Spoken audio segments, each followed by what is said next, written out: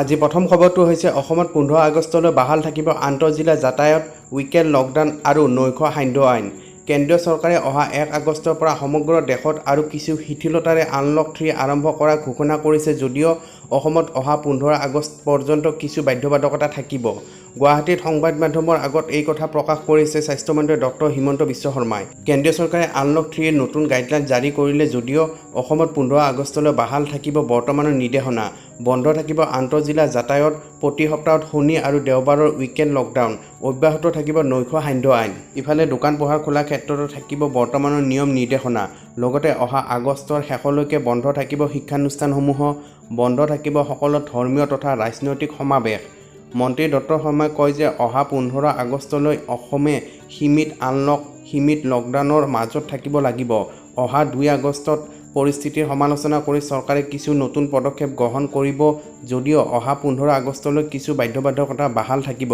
ইয়াৰ পিছৰ খবৰটো হৈছে 31 আগষ্টলৈকে বন্ধ থাকিব আন্তঃৰাষ্ট্ৰীয় বাণিজ্যিক বিমান। আন্তঃৰাষ্ট্ৰীয় বাণিজ্যিক বিমানৰ চলাচল 31 আগষ্টলৈকে বন্ধ থাকিব। শেহতীয়াকৈ এই নিৰ্দেশ জাৰি কৰিছে চিভিল এভিয়েশ্যনৰ মহানিৰ্দেশকে। উল্লেখযোগ্য যে অহা 1 আগষ্টৰ পৰা আৰম্ভ হ'ব আনলক 3।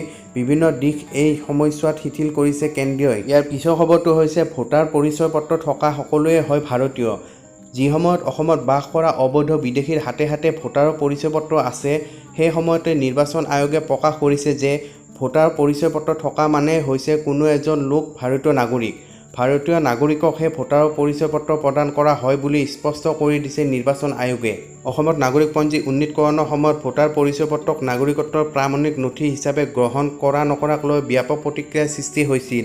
সেই সময়তে প্ৰাণজিৎ দে নামৰ এজন লোকে তথ্য জনা অধিকাৰ আইনৰ অধীনত নিৰ্বাচন আয়োগৰ পৰা ভোটাৰ পৰিচয় পত্ৰৰ নাগৰিকত্ব প্ৰমাণ কৰে নে নকৰে সেয়া জানিব খুজিছিল।